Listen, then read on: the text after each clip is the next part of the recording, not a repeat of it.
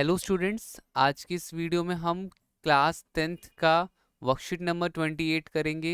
13 सितंबर 2021 की वर्कशीट है हमारी, दूरी सूत्र।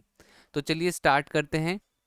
यहाँ पर हमारा जो पहला एग्जाम्पल है वो देख लेते हैं क्या दे रखा है। तो देखिए एग्जाम्पल दे रखा है, निर्देशांक -3 और 2 और 3 और 5 के बीच की दूरी ज्ञात करो। अब इन दोनों के बीच की दूरी हमें ज्ञात करनी है, तो हम कैसे ज्ञात करेंगे? तो दूरी निकालने का जो सूत्र होता है बच्चों, d इज इक्वल टू होता है आपका x2 माइनस x1 का स्क्वायर और y2 माइनस y1 का स्क्वायर। तो पहला वाला नंबर हमारा होता है x1, दूसरा वाला होता है y1, और दूसरे के लिए भी सेम, मगर हमसे बोलेंगे x2 और y2। ठीक है। अब देखो x2 की जगह पे क्या है, x2 की जगह पे 3 है तो यहाँ पे हम 3 लिख देंगे, और x1 की जगह पे क्या है, x1 की जगह पे -3 है तो -3 लिख देंगे और उसका स्क्वायर। ठीक है। फिर सेम y2 की जगह पे 5 है तो 5 लिख दिया, y1 की जगह पे 2 है, 5 माइनस 2 फिर उसका स्क्वायर। तो देखो माइनस माइनस यहाँ पे प्लस हो जाएगा, तो 6 का स्क्वायर और 3 का स्क्वायर 36 + 9 45 आ जाएगा। ये आपका आंसर हो जाएगा। ठीक है। चलिए अब आगे कुछ यहाँ पे स्वयं प्रयास कीजिए वाले प्रश्न हैं, तो इन्हें देखते हैं और करते हैं। ठीक है। तो क्या दे रखा है, लिखा हुआ है x निर्देशांक कोटि वह y निर्देशांक भुज कहलाता है। तो यहाँ पर क्या होगा कि ये गलत होगा। ठीक है। x निर्देशांक क्या कहलाता है, वो भुज कहलाता है, और y निर्देशांक कोटि कहलाता है। तो यह क्या होगा, गलत होगा। यहाँ पे आप लिखेंगे गलत। पहला कथन क्या है, गलत है। ठीक है। मूल बिंदु में बाएं और x अक्ष पर, बाएं और देखो, बाएं और मतलब कि देखो ये हो गया आपका दायां, ये हो गया बायां। ठीक है, ये वाला बायां हो गया। तो x अक्ष पर बाएं और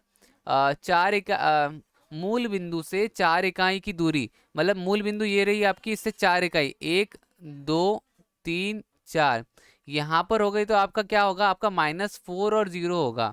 ठीक है। यहाँ पे क्या है, 4 और 0 होंगे, तो ये भी गलत हो गया। दूसरा कथन भी हमारा गलत होगा, ये भी सही नहीं बताया गया, क्योंकि अगर बाईं ओर से जाओगे तो आपका तो माइनस होने लग जाएगा ना। दाईं बोला होता, राइट हैंड साइड बोला होता, तो हम यहाँ पे x, हमारा x अक्ष का जो मान होता है वो आपका क्या कहते हैं, प्लस में होता है, बट यहाँ पे तो नेगेटिव में होगा।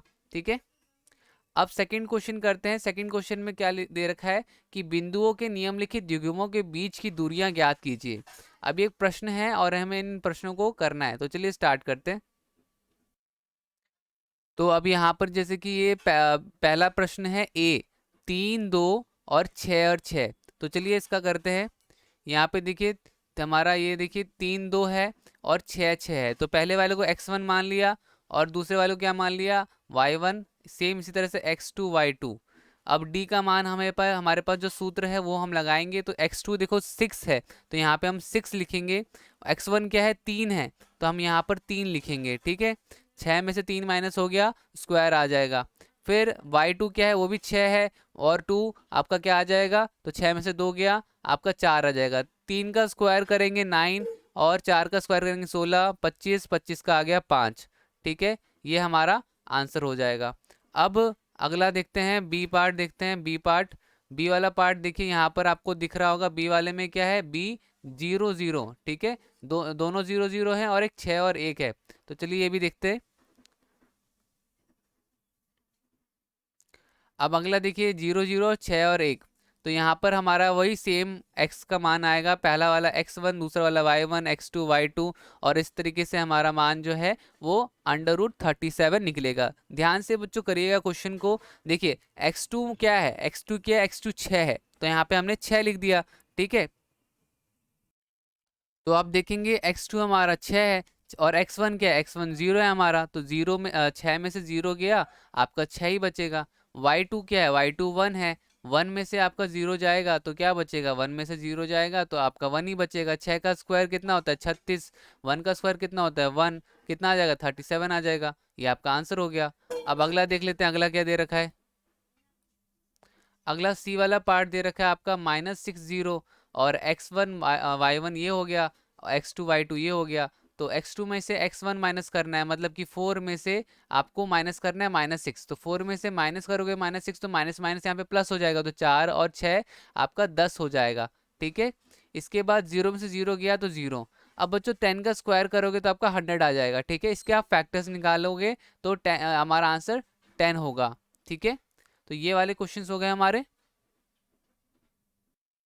तो दूसरे प्रश्न के सभी जो हमें दे रखे थे तीनों पार्ट, हमने तीनों पार्ट कर लिए।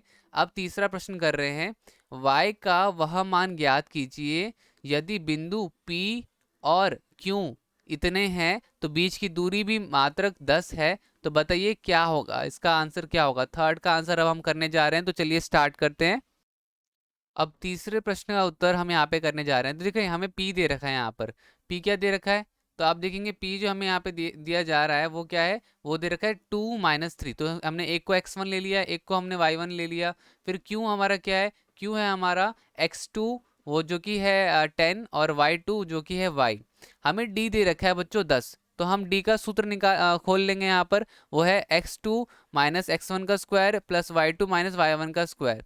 तो क्या होगा, ये 10 के बराबर होगा, ठीक है। तो हम फॉर्मूला पुट करेंगे अब एक एक करके। तो हम सारी चीज़ें पुट करते हैं। तो यहाँ पे क्या होगा कि बेसिकली आपका ये अब जो हमारे पास वैल्यू आ रखी है उसको हम पुट करेंगे। तो जैसे कि x2 है हमारे पास, तो x2 की जगह पे देखो 10 है, तो यहाँ पे क्या आ जाएगा, 10 आ जाएगा। और x1 की जगह पे क्या है, 2 है, तो 10 में से 2 आ यहाँ पे हम क्या कहते हैं माइनस कर देंगे तो 8 आएगा। फिर उसके बाद y2 क्या है, y2 आपका y है, तो हम y लिख देंगे। y1 क्या है, y1 आपका 3 है, मगर 3 और -3 आपका +3 हो जाएगा, ठीक है। Is equal to 10। अब इसके आगे देखिए यहाँ पर, इसके आगे आप 8 का स्क्वायर कर दीजिएगा। 8 का स्क्वायर आप करेंगे तो आपका यहाँ पर आ जाएगा 64, ठीक है।